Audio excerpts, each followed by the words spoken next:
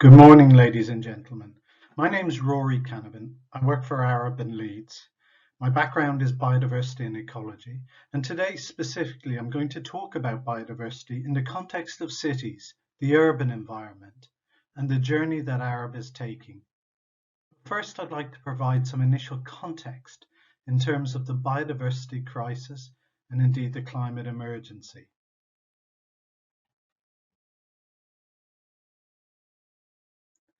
Biodiversity is an issue that's bubbled and indeed breached the surface of public awareness. This really culminated in May 2019 with the publication of the Intergovernmental Science Policy Platform on Biodiversity and Ecosystem Services, or IPBES for short. And this report is the biodiversity equivalent of the IPCC reports on climate change. It warns that the current rate of global nature decline is unprecedented in human history. The most comprehensive assessment ever undertaken of biodiversity and ecosystem services and assesses their changes over the last 50 years. So what I'd like to do is quickly run through some of the key messages arising from the IPBES report. Biodiversity, or simply nature, is essential to our health and existence. It is responsible for the food we eat, the clean water we drink, and the air we breathe. The ongoing loss of biodiversity and deteriorating ecosystem services contribute directly and indirectly to worsening health, higher food insecurity, increasing vulnerability, and less freedom for choice and action. This planet and its biosphere on which all humanity depend has been deeply reconfigured by human activities. We've already converted 75% of the ice-free land, and by 2050, it will be 90%. 66% of our oceans are totally degraded with plastics. Ocean acidification and associated warming are also significant issues. We've lost 85% of our wetlands, and perhaps one of the most staggering headlines from the IPBES report is that 1 million out of 8 million species are threatened with extinction. That's 500,000 plants and animals and 500,000 insects. In 2018, the Living Planet report produced by WWF found that freshwater species, so that includes amphibians such as frogs and toads, and fish, have been the worst hit globally. In a UK context, these populations have fallen by a staggering 83%, and overall a 41% of species are in decline in the UK.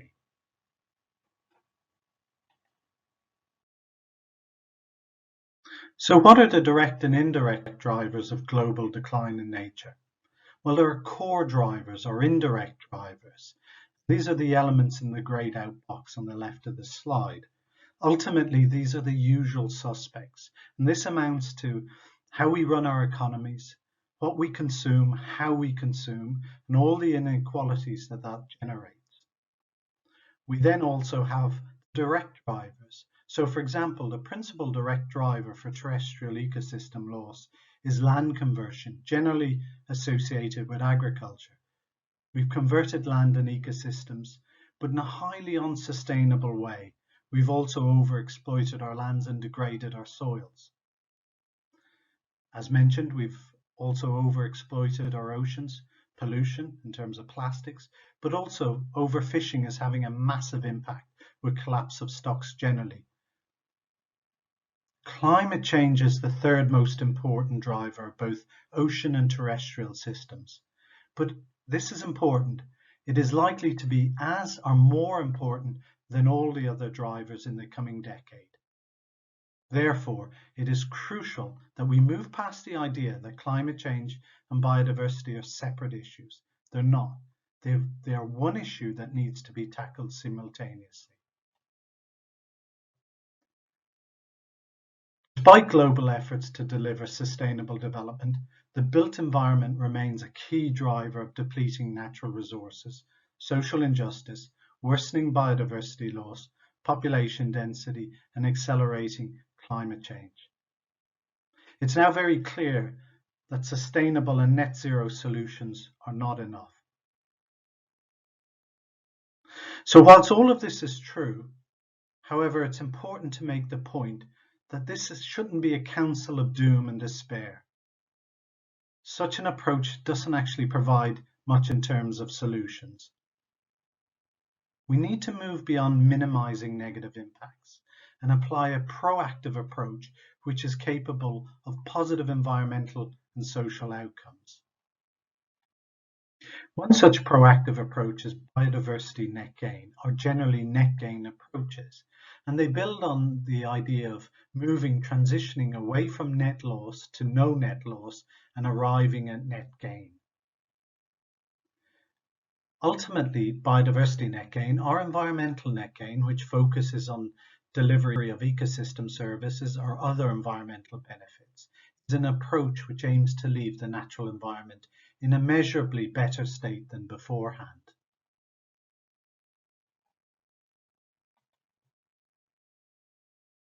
Within Arab, we are now starting to ask the challenging questions. Does net gain go far enough? Will it be enough? So what I'd like to do is provide oversight of why Arab is looking at regenerative design, and indeed some insight into areas of research. Before broadly picking apart some of the thinking behind regenerative design, it's important to acknowledge a key takeaway, that this is a complex concept and there are many elements and components. But fundamentally, it provides a space for organizations to think differently and innovate. So the main driver for regenerative design at Arab is our strategy, our sustainability strategy, a better way. And this in turn is reflected in our global strategy, and indeed is being cascaded through to our regional business plans. A better way contains figure 6, this slide, and this is a useful starting point to thinking about regenerative design. So if we start on the left, and to put it very simply, we're looking at conventional design, where we are concerned only with our technical performance, and to look at incrementally minimizing negative impacts. Moving to the center, we have best practice, around being green or sustainable, and this looks to retain the built-in natural environment as they are, maintaining the status quo. Finally, we move to the right, where we encounter restorative, i.e. net gain approaches, and regenerative design being the end point. Essentially designing buildings, infrastructure, cities so that they support wider resources, allowing ecosystems to renew and replenish, thereby creating net positive outcomes for nature and society. It's actually very useful to look at restorative and regenerative, the terminology, through an ecological lens because they're defined terms within ecology. So when we talk about restorative, we're talking about restoring an ecosystem to its original condition, often by minimizing harm caused by humans. When we talk about regeneration, this is about allowing an ecosystem to renew and replenish, often by considering how it can be supported by humans. In terms of our research focusing on regenerative design, specifically, we've looked at how regenerative design can be an enabler for achieving greater human and environmental health. One such project looks at the restoration of post-industrial land, i.e. brownfield sites, through regenerative agriculture. This is starting with the basics, creating soils, bringing soils back into condition, and thereby unlocking and actually allowing for the regeneration of associated environmental benefits or ecosystem services, specifically around nutrient cycling, around food production, biodiversity, pollination, and particularly carbon sequestration.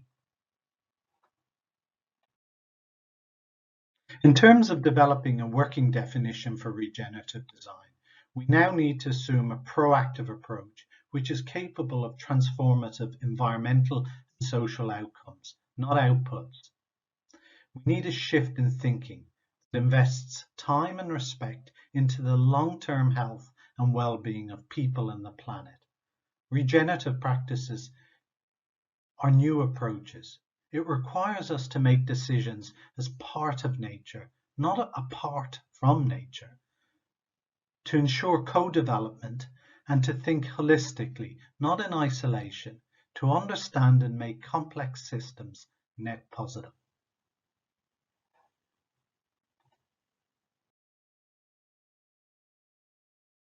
Principles of a regenerative approach include place-based design, which celebrates nature and biodiversity, encourages collaborative thinking and decision-making, and considers science-based targets. It is also dynamic in that it demands a renewed focus on adaptability, openness, and diversity across different scales, from local to city to region, and over varying time periods, from months, years to decades. Crucially, in a world of uncertainty, this means designing for change, not efficiency alone. That is, we need adaptability.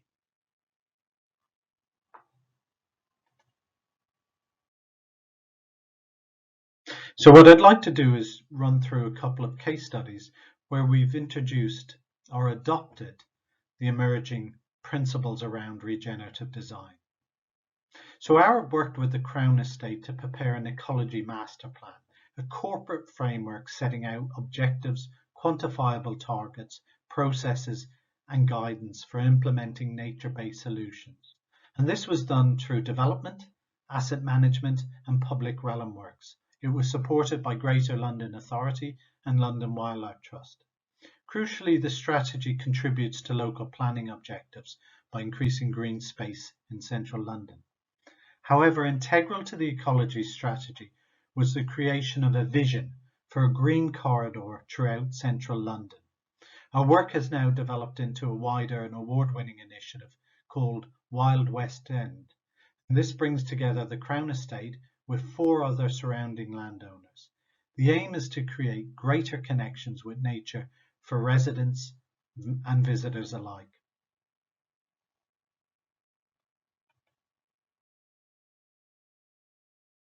The second case study, which I'd like to touch briefly upon, is Tirana Orbital Forest. And this project relates to the development of a new and huge forest completely surrounding the city of Tirana. Broadly, the project is about using nature-based solutions as an alternative to hard-engineered approaches. And this specifically looks at addressing issues around flood resilience, air quality, air pollution, urban sprawl, urban heat island effects, and indeed ratios of low green space within the city. It's about promoting local social and economic development. And at its heart, it's ultimately about planning for the environment the way we plan for infrastructure.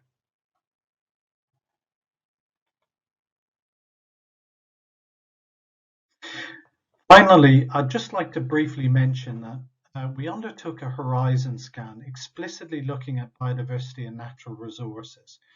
The purpose of this horizon scan exercise was about changing mindsets, challenging assumptions, fostering innovation, and crucially exploring how we can develop thinking to solve some of the global issues around biodiversity and natural resources. So I'd like to say those cards are available to download on the link below. And certainly if you have any other questions or queries, please feel free to contact me. Thank you for listening.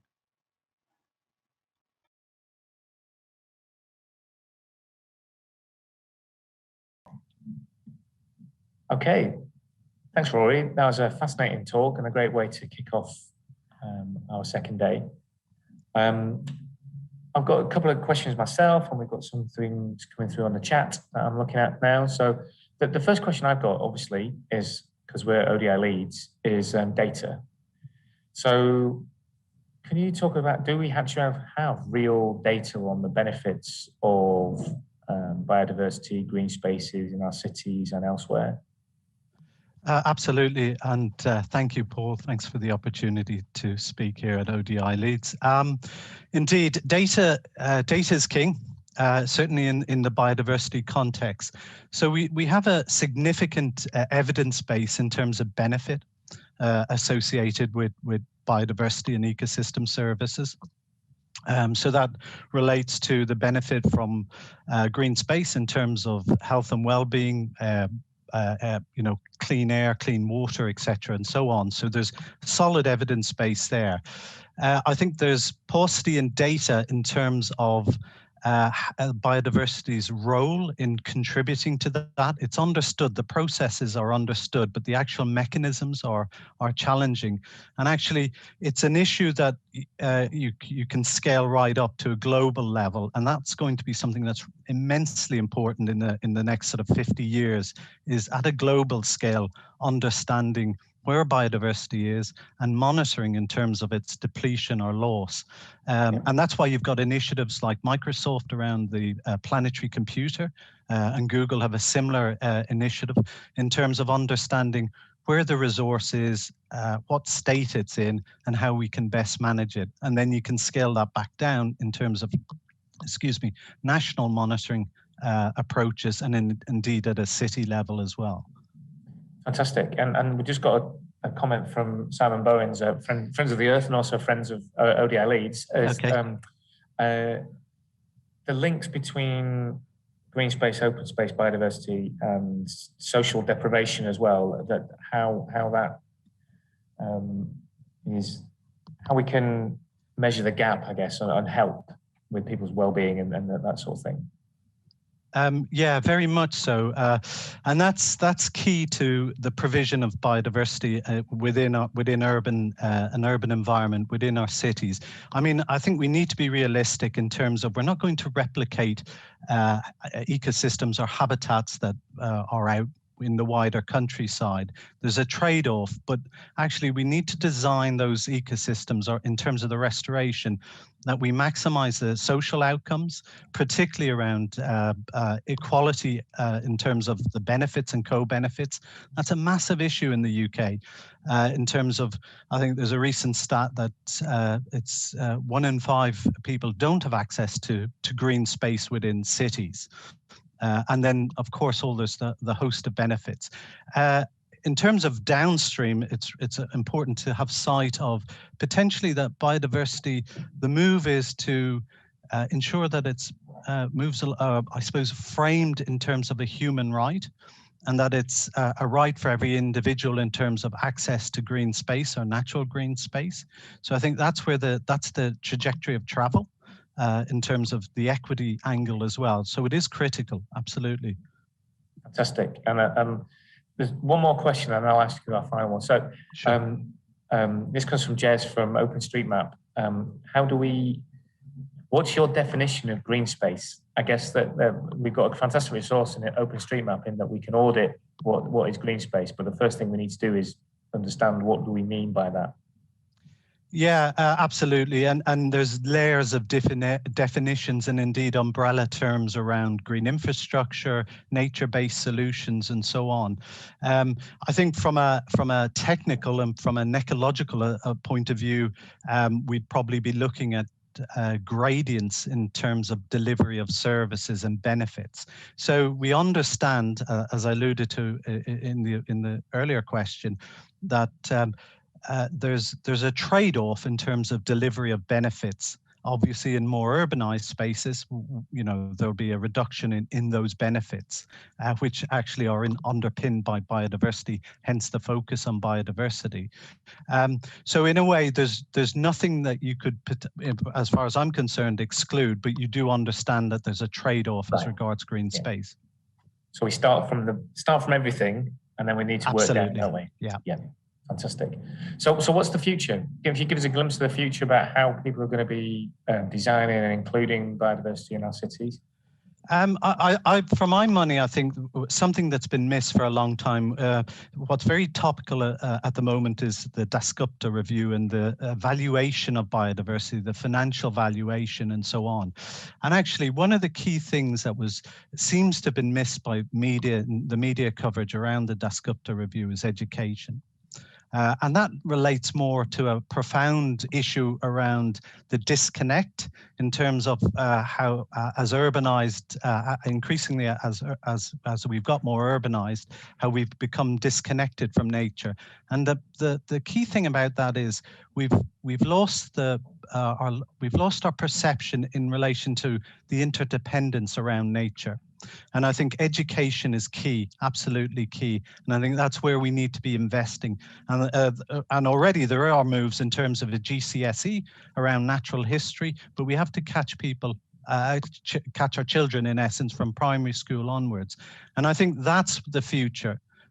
Yes, there's a lot of interventions and work ahead of us for our generation. We don't get to walk away. We have a lot to do, but certainly we need to inform and reconnect our children with nature. I think that's the future, in essence, as far as I'm concerned. Fantastic. Thanks, Rory.